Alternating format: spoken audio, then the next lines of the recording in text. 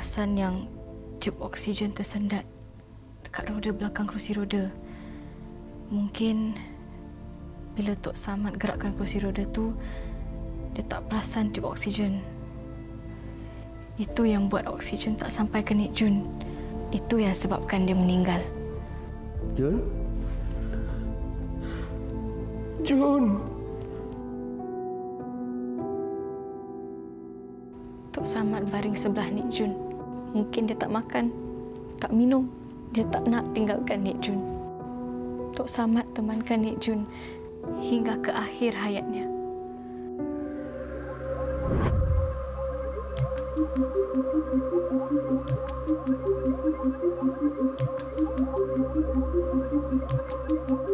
You call me.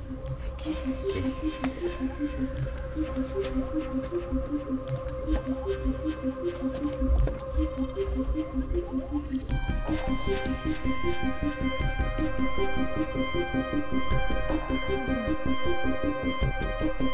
Macam terkejut, macam walaupun ianya hanya set kan, set aja kita dah dapat rasa dia punya kesunyian.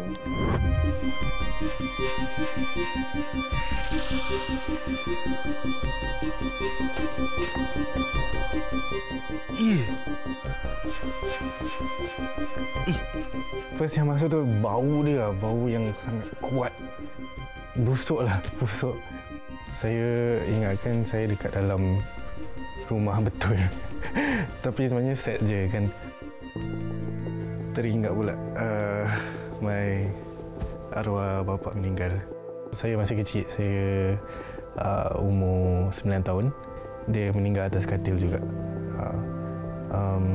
Selepas 12 jam arwah ayah saya meninggal, dia juga mengeluarkan darah lah dari tubuhnya, dari hidung, dari belakang dia ada macam apa, tanda-tanda hitam. Dia tinggal seorang? Dia tak tinggal seorang, cuma dia pun mati atas katil lah. Dia tak meninggal kat hospital. Dia tak nak tinggal kat hospital, cakap. Set tadi tu mengingatkan saya kembali pada peristiwa itu. Ya. Tengok wheelchair tu, tiup kat bawah wheelchair kan? Bagaimana pemikiran Nenek Jun pada waktu tu. Rasa sedih lah. Saya tak dapat bayangkan lah perasaan anak dia selepas tu. Macam mana dia rasa menyesal kan? Penyesalan tu, rasa bersalah. Ya. Aduh. Macam datangkan kesedaran Dulu Moli pernah terfikir kalau alhamdulillah lah sekarang dah kahwin kan. Dulu masih tinggal seorang. Moli selalu terfikir kalau Moli mati orang tahu tak. Moli selalu memberitahu diri Moli tentang perkara ni. Jika satu hari nanti bila Moli dah tak ada di dalam dunia ni, Moli tak naklah orang yang kena kemaskan rumah Moli itu, diorang kena kemas benda yang banyak. Ni memberi peringatan pada Moli, memberi kesedaran pada Moli. Dahlah, tak perlulah baju banyak-banyak, tak perlulah kasut banyak-banyak. Kesian orang yang nak kena kemas nanti.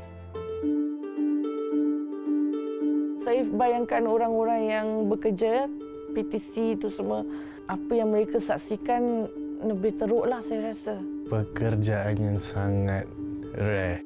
Seseorang tu harus berani, harus teliti, tak boleh kerja pakai perasaan. Paling penting tak boleh tinggalkan kesan arwah. Boleh believe it's real lah. Kita konkret sini lah, mana Rox? Dia orang yang bikin ni semua ni. Ni kepala dia ni. Oh. Ni dia. Amazing.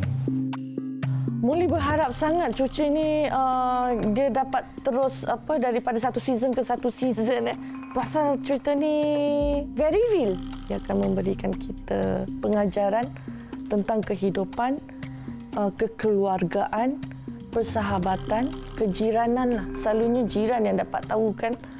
Aziz harap banyak orang akan mengikut siri ini dan mengetahui lebih lanjut tentang